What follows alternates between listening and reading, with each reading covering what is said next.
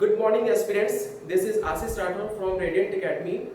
Before starting the session, I would like to heartily thanks to all my viewers who has appreciated a lot my first video, and this credit goes to Mr. Anish Gupta sir who has provided me this wonderful opportunity to teach you through online. Okay, come to the next topic, preposition. Preposition अगर हम इस Hindi meaning पर आए तो यहाँ से हमको ये क्लियर हो सकता है कि pre that is before, before means पहले, and then next one position, position mean place, place means स्थान। तो यहाँ पर हमको ये समझ में आ रहा है कि पहले और स्थान। अगर नेक्स्ट स्लाइड में अगर देखे तो उससे होगा ये कि अगर उसकी डेफिनेशन पर आए तो ये ज्यादा क्लियर होगा। कैसे? A preposition is a word which is used before noun or pronoun to show its relation with other word in a sentence। यहाँ से हमको क्या समझ में आ रहा है कि एक preposition एक ऐसा word है, एक ऐसा term है जो किसी भी noun या pronoun के पहले लगकर वो उसकी स्थिति को, उसके स्थान को दूसरे सेंटेंस के वर्ड्स के रेस्पेक्ट में बताता है। तो आइए हम आते हैं नेक्स्ट स्लाइड पर। This one all are the prepositions I have written previously, so let's one by one I will explain you. The first preposition is in or inside. Both are the same word, the meaning is के अंदर। in और inside एक ही word है, कभी भी confuse होना नहीं है इसमें। देखिए मैंने यहाँ पर एक डायग्राम बनाया हुआ है जहाँ ब्लू कलर का एक जो है वो एक बॉक्स है, वहां पर एक ग्रीन कलर का जो दिख रहा है वो एक ऑब्जेक्ट है। तो आप इमेजिन करिए कि एक बॉक्स के अंदर में ऑलरेडी एक बॉल पड़ा हुआ है, that is already exist. So example यहाँ पर देखते हैं, the ball is in the box. अब यहाँ पर एक बॉक्स है, उसके अंदर में बॉल पहले से ही पड़ा हुआ है, so we can use in और inside in that particular case. The ball is in the box, ball जो है बॉक्स के अंदर में है। Next, I am sitting in the car. I am sitting in the car. Car के अंदर में मैं ऑलरेडी मौजूद हूँ, बैठा हूँ, तो मैं ये बोल सकता हूँ कि मैं कार के अंदर में बैठा हूँ। Next, come to the next preposition that is on. काफी सारे स्टूडेंट्स को अब यहाँ से प्रॉब्लम होती है क्योंकि on की मीनिंग भी पर या के ऊपर होती है, upon की मीनिंग भी पर या के ऊपर होती है, over की भी सेम एंड above की भी सेम। लेकिन आई होप सो कि आज मैं आपके सारे डाउट्स को क्लियर कर पाऊंगा। So let's get started. On, पर या ऊपर, अब यहाँ पर सेम वही केस है, वही बॉक्स है, और यहाँ पर आप देखेंगे ये जो ऑब्जेक्ट है वो एक स्टैटिक कंडीशन में, स्टैटिक दैट मींस कि वह स्थिर है, रुका हुआ है। और यहाँ पर समझने वाली बात ये है कि ये जो मैंने ओवरराइट किया है रेड कलर से, वहां पर उसके सरफेस को कांटेक्ट है। सपोज कि ये बॉल है, suppose this is a ball and this is a surface, this one box, so this is the surface और ये दोनों सरफेस यहाँ पर क्या है, कॉन्टेक्टेड है। तो ये सरफेस कांटेक्ट बहुत मैटर करता है ऑन के लिए, मतलब इस बॉल का नीचे का हिस्सा एंड बॉक्स का ऊपर का हिस्सा दोनों एक दूसरे के सरफेस कांटेक्ट में है, तो वहां पर आप ऑन का यूज करेंगे। Example, first, there is a book on the table, there is a book on the table. यहां पर आपको समझ में आ रहा है कि कोई बुक है, suppose instead of this ball एक बुक है जो कि टेबल के ऊपर में रखा हुआ है, तो बुक का नीचे का हिस्सा और टेबल का ऊपर का हिस्सा एक दूसरे से कनेक्टेड होंगे, टच में होंगे। Next, there is a pen on the bed, there is a pen on the bed. तो यहाँ पर पेन के बारे में बात की गई है, जो कहां पर है, उसकी पोजीशन कहां है, बेड के ऊपर में है। नेक्स्ट, अपॉन, यहां पर समझने वाली बात है, बहुत सारे स्टूडेंट्स को अपॉन में काफी डाउट होता है कि अपॉन का यूज करें कि नहीं करें, क्योंकि उनको समझ में ये नहीं आता कि ये तो दिखता ऑन जैसा ही है, बट इसमें जस्ट स्लाइटली थोड़ा सा डिफरेंस है कि इसकी मीनिंग ऊपर तो होती है, लेकिन यहाँ पर देखिए मैंने दो ऑब्जेक्ट बनाया है, तो पोजीशन 1 एंड पोजीशन 2। जब भी कोई चीज ऊपर में ही है और ऊपर से ही नीचे, ऊपर में ही कहीं पर गिरती है, आई होप सो कि आप समझ गए होंगे, कोई चीज ऊपर में ही है और किसी ऑब्जेक्ट के ऊपर पे ही आके गिरे, जस्ट लाइक एग्जांपल लेते हैं, the ceiling fan fail upon the head, the ceiling fan fail upon the head. Obviously ceiling fan ऊपर में ही लगेगा छत के, अब वो किसी के सिर पे गिरा, तो अगर बॉडी के सेंस में देखें तो हमारा सिर जो होता है वो टॉप पोजीशन पे होता है, तो वो छत पे गिरा, सॉरी छत पे जो पंखा है वो पंखा गिरा और किसी के सर पे गिरा, लगा। तो ये बोल सकते हैं कि कोई चीज ऊपर ही है और ऊपर से ही किसी दूसरे ऊपरी के ऑब्जेक्ट के ऊपर में गिरे, तो वहां पर अपॉन का यूज करते हैं। Next, bird is fail upon the roof. Obviously birds होंगे जो स्काई पे ही ट्रेवल करेंगे, स्काई पर ही उड़ेंगे, तो जब स्काई पर आप ये मान सकते हैं कि वो ऑलरेडी ऊपर ही है और बर्ड जब उड़ रही है तो गिरी कहां? रूफ पर। तो घर के छत पर गिरी, ऑलरेडी वो आसमान में उड़ रही थी और गिरी तो कहां गिरी? छत पे, ना कि लैंड पर और जमीन पर। तो कोई भी ऑब्जेक्ट जब ऊपर ही हो और ऊपर से ही किसी दूसरे ऑब्जेक्ट के ऊपर पे गिरे, तो वहां पर हम अपॉन का यूज करते हैं। Next, the cat is jump upon the bed. Suppose कि हम बिल्ली को ये अज्यूम करते हैं कि वो अलमारी के ऊपर होगी और अलमारी से डायरेक्टली उसने जंप किया कहां पर? बेड पर। तो बेड का सरफेस सपोज कि वो जमीन से थोड़ा ऊपर ही है, तो कोई चीज ऊपर ही हो और ऊपर से ही नीचे किसी दूसरे ऑब्जेक्ट के ऊपर गिरे, तो वहां पर हम यूज करेंगे अपॉन का। Next, fourth number, over. Over की मीनिंग भी सेम, ऊपर ही होती है। यहां पर मैंने एक ऑब्जेक्ट बनाया हुआ है, ये that is box and this one is object. यहां पर मैंने ये बताने की कोशिश की है कि अगर कोई भी ऑब्जेक्ट जस्ट वर्टिकल पोजीशन पर हो तो वहां पर हम अबव का यूज ना करके, क्योंकि अबव और ओवर में काफी डिफरेंस होता है और काफी डाउट भी होता है, तो इसीलिए मैंने इस चीज को क्लियर करने के लिए डायग्रामेटिकली आपको समझाना चाहा है कि अगर वर्टिकल कोई चीज है, किसी के ओवरहेड है, तो वहां पर हम ओवर का यूज करेंगे। Come for the example, first, kite is flying over the head.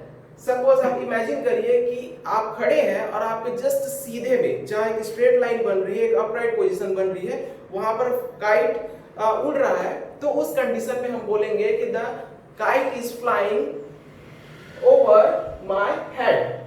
Kite is flying over the head.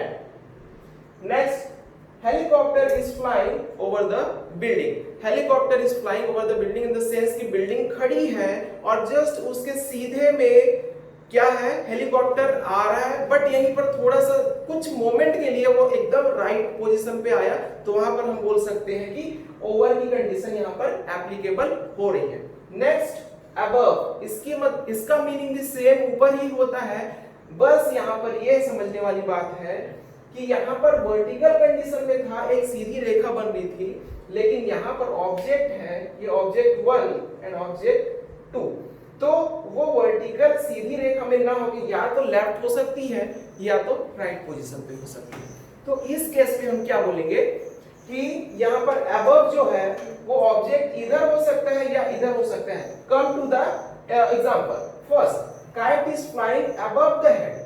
Kite is flying above the head. यहाँ पर सेम क्वेश्चन, सेम एग्जांपल्स मैं यहाँ पर कर सकता हूँ, इसलिए क्योंकि अगर पतंग जो है, काइट जो है हमारे सीधे में है, तो वहां पर मैं यूज करूंगा ओवर का। अगर पतंग मेरे से थोड़े साइड में इधर है, लेफ्ट या राइट इधर में, तो वहां पर मैं यूज करूंगा अबव का। Next example, helicopter is flying above the building. Same condition, same example, helicopter is flying over the building above the building. यहां पर समझने वाली सिर्फ और सिर्फ वही बात है कि अगर हेलीकॉप्टर वहां से गुजर के, या सपोज कि यहाँ पे है या सपोज यहाँ पे है, तो इन दोनों कंडीशन में हम बोल सकते हैं कि वो अबव का यूज होगा। अगर जस्ट राइट पोजीशन पे है, एक स्ट्रेट लाइन को अगर क्रॉस करे, तो वहां पर हम बोल सकते हैं over. So I hope so कि ये वीडियो आपको क्लियर हो गया होगा। Come to the next slide. Starting the next slide, कुछ स्टूडेंट्स के माइंड में ये ख्याल आ रहा होगा कि सर ने ओवर का भी एग्जांपल सेम दिया है और अबव का भी एग्जांपल सेम दिया है। तो यही डिफरेंस आपको मैं बताना चाह रहा था कि कुछ एक पॉइंट है जिसपे ओवर और अबव के बीच में डिफरेंस क्रिएट किया जाता है। जस्ट लाइक कि मैंने लिखा हुआ है यहाँ पर ओवर जो है, सपोज ये ऑब्जेक्ट है, कहीं से यहाँ पर से होते हुए यहाँ पर आई और यहाँ पर एक वर्टिकल लाइन बनी तो वहां पर हम बोल सकते हैं ओवल, और ये एक मूवमेंट ऑफ डायरेक्शन भी बताता है और उसकी लोकेशन भी बताता है। नेक्स्ट उसी तरह अगर हम अबव का देखें तो ये ऊपर तो है लेकिन ये एक स्टैटिक कंडीशन को भी दिखाता है, और जो कि जस्ट एक स्ट्रेट पोजीशन पे नहीं होगा, एक सीधे वर्टिकल पोजीशन पे नहीं होगा। तो यहां पर आप देख सकते हैं कि कोई चीज सपोज कि एक बिल्डिंग के ऊपर में नेक्स्ट बिल्डिंग, सपोज कि second floor then third floor, तो वो सीधी, अब फ्लोर तो सीधी ही बनेगी बट स्टैटिक कंडीशन में, तो वहां पर हम अबव का यूज करेंगे। तो यहां से इजीली फाइंड आउट ये हो सकता है कि ओवर जो है वो लोकेशन तो बताता ही है, साथ ही साथ उसके मूवमेंट के डायरेक्शन को भी बताता है। और नेक्स्ट सपोज यहां पर मैंने एक एग्जांपल लिखा हुआ है kite, kite is flying above the head. अब यहाँ पे क्या होता है, काइट उड़ तो रहा है लेकिन एक कंडीशन ऐसी आती है कि वहीं पर वो स्टैटिक हो जाता है, लेकिन वर्टिकल के अगर लेफ्ट हो या राइट हो तो उस कंडीशन में हम देख सकते हैं कि वहां पर हम अबव का यूज करेंगे। हेलीकॉप्टर के साथ भी वही केस होता है। हेलीकॉप्टर में एक ऐसी क्वालिटी होती है कि वह जहां चाहे वहां पर एक फिक्स पोजीशन पे रुक सकता है, लेकिन वर्टिकल ना हो कि वो लेफ्ट हो या राइट हो, उस कंडीशन में हम बोलेंगे यहाँ पर अबव का यूज। तो आई होप सो कि ये वीडियो यहाँ पर डिफरेंस क्लियर हो गया होगा। Come to the next slide. The next slide, so first preposition in here to, to की मीनिंग होती है के तरफ या से। It's so easy and so simple. अब यहाँ पर देखेंगे वही सेम कॉन्सेप्ट जो मैंने फर्स्ट स्लाइड में बताया था, वही सेम कॉन्सेप्ट यहाँ पर आपको दिख रहा है। एक बॉक्स यहाँ पर है, यहाँ पर एक ऑब्जेक्ट है जिसकी पोजीशन P1 यहाँ पर है, तो यहाँ लिखा हुआ है कि मोशन टुवर्ड्स समथिंग। जब कोई ऑब्जेक्ट किसी की तरफ आगे बढ़ती है, सपोज कि अभी मैं कैमरे की तरफ आगे बढ़ रहा हूं तो टू द कैमरा, यहां पर एक बॉल है जो कि इधर मूव कर रही है, मोशन टुवर्ड्स समथिंग, इधर मूव कर रही है। एग्जांपल से और ज्यादा क्लियर हो पाएगा, I am going to school. तो सपोज कि वो स्टूडेंट जो है वो अपने घर से निकला होगा, लेकिन अब उसकी पोजीशन किस तरफ है, स्कूल की तरफ, तो अब उसका फेस कहां होगा, स्कूल के साइड होगा। तो यहां पर क्या लिखा है, मोशन टुवर्ड्स समथिंग, घर से निकला स्कूल की तरफ आगे बढ़ा। Next, Ram is going to garden. Ram suppose कहीं भी होगा, मार्केट में होगा, मॉल में होगा, रेलवे स्टेशन में होगा या अपने घर में होगा, गया किस तरफ, गार्डन की तरफ, तो motion towards something. I am going to school, मैं स्कूल जा रहा हूं। Next, Ram is going to garden, Ram garden जा रहा है, तो उसकी तरफ फेस किया हुआ है, उसकी डायरेक्शन में जा रहा है। नेक्स्ट, इनटू, बाहर से अंदर जब कोई मोशन होती है, बाहर से अंदर, सपोज कि कोई चीज यहां पर है और वो बाहर से जस्ट अंदर जाती है, मोशन होती है, तब वहां पर इनटू का यूज होता है। जस्ट फॉर एग्जांपल, ये बॉल है, ये बॉल की पोजीशन नंबर 1 यहां पर है, सपोज इनिशियली वो यहां था, नेक्स्ट मोशन हुआ तो कहां चला गया, इस बॉक्स के अंदर में ये बॉल चला गया, तो इसकी नेक्स्ट पोजीशन क्या हो गई, P2। Motion outside to inside, बाहर से जब कोई चीज अंदर आ जाए, that is known as into. Example से समझेंगे, frog jump into the river. Frog, suppose कि एक नदी है और उसके किनारे में एक मेढक है, तो वो मेढक ने क्या किया, जंप कर दिया, तो वहां पर मोशन भी हुआ, पहले था इनिशियली बाहर में, जंप किया, मोशन हुआ और पानी के अंदर चला गया। Frog jump into the river, मेढक नदी के अंदर कूदा। Next, he came into the sorry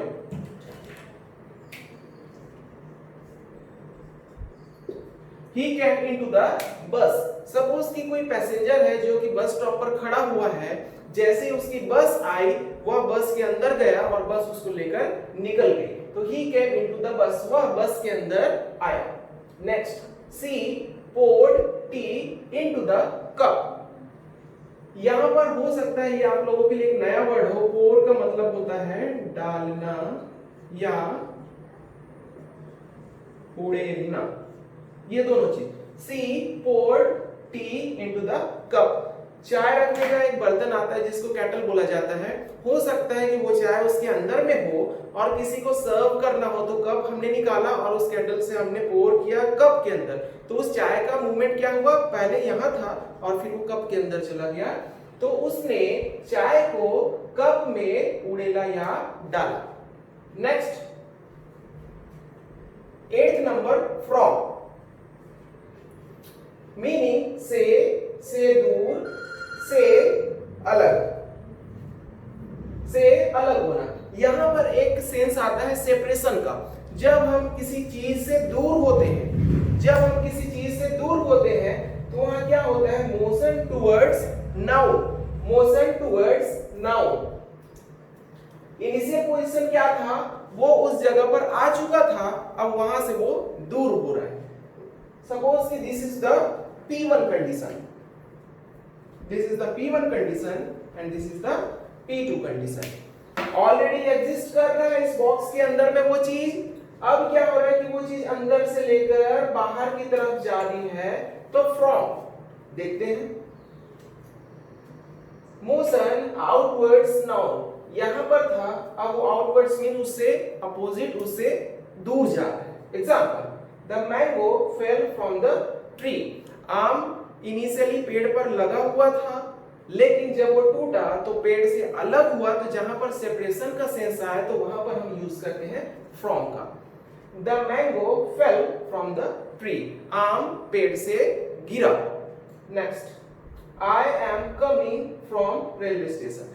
तो इनिशियली मैं कहां था, रेलवे स्टेशन में था। अब रेलवे स्टेशन से दूर हो रहा हूं, तो कहीं ना कहीं रेलवे स्टेशन को छोड़कर या तो मैं घर जा रहा हूं या तो कहीं और जा रहा हूं। Next, he was absent from the class। Suppose कि वो स्टूडेंट है उस स्कूल का, उस क्लास का, लेकिन उस दिन वो क्या है, एब्सेंट है। तो बिलोंग कहां से करता है, स्कूल से, लेकिन उस दिन वो स्कूल से दूर है, तो सेपरेशन के सेंस में he was absent from the class, वह क्लास से अनुपस्थित था। ओके, नेक्स्ट, यहां पर बहुत सारे स्टूडेंट्स को ये डाउट होता है कि थ्रू का यूज कैसे किया जाए। यहां पर मैंने लिखा है से होते हुए, से होते हुए in the sense.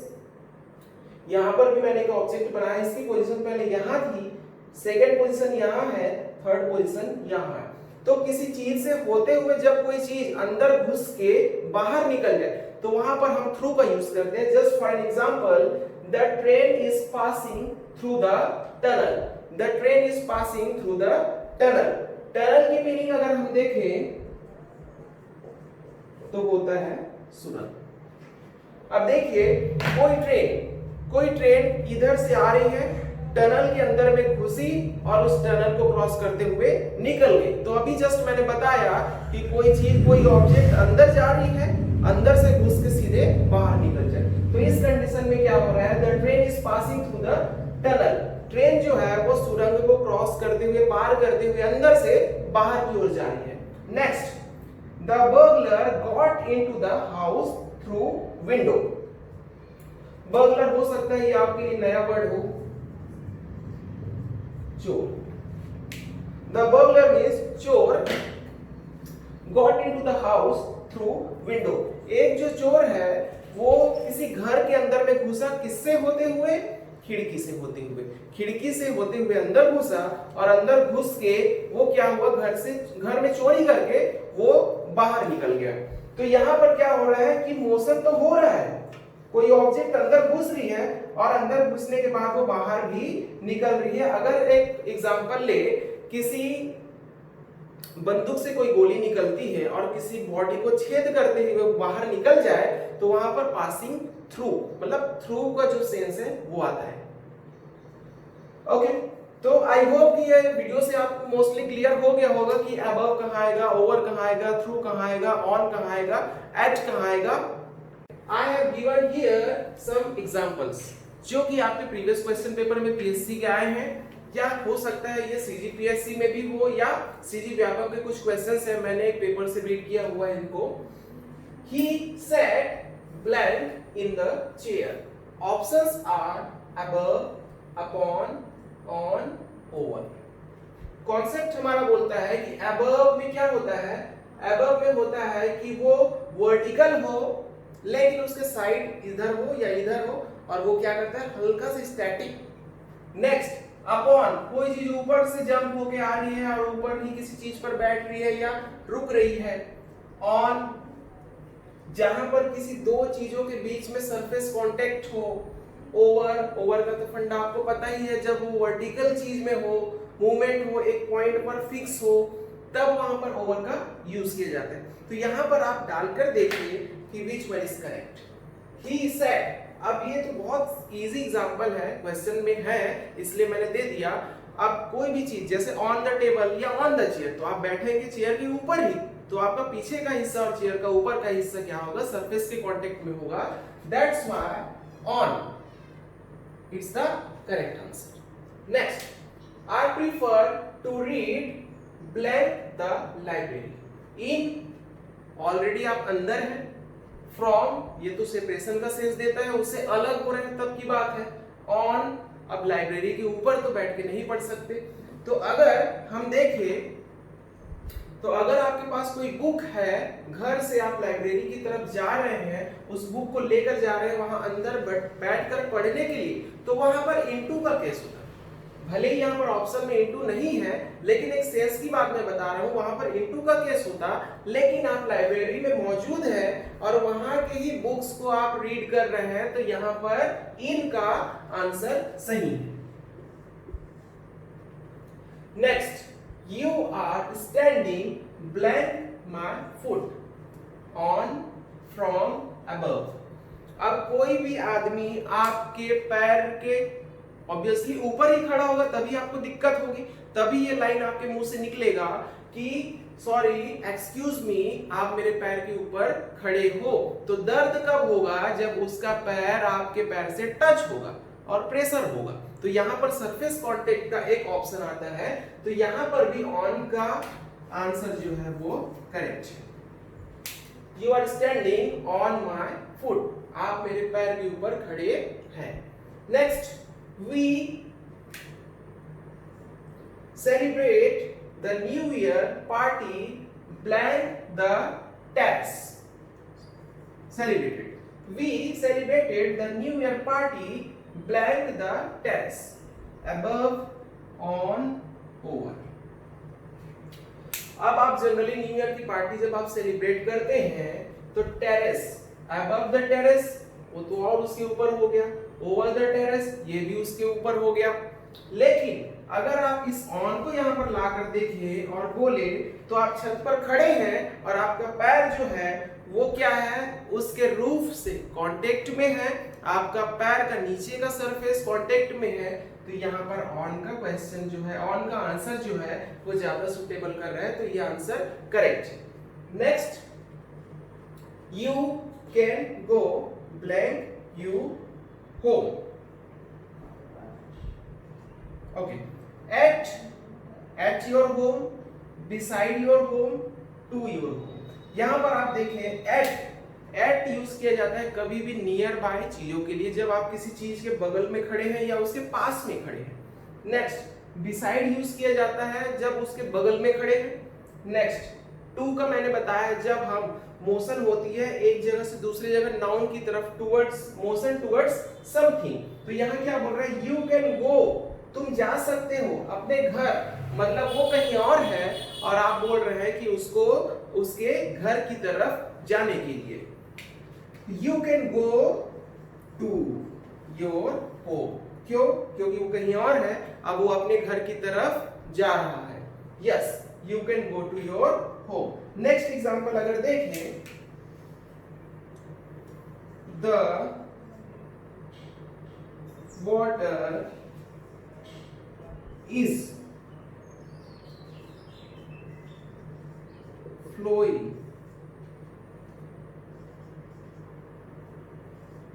above the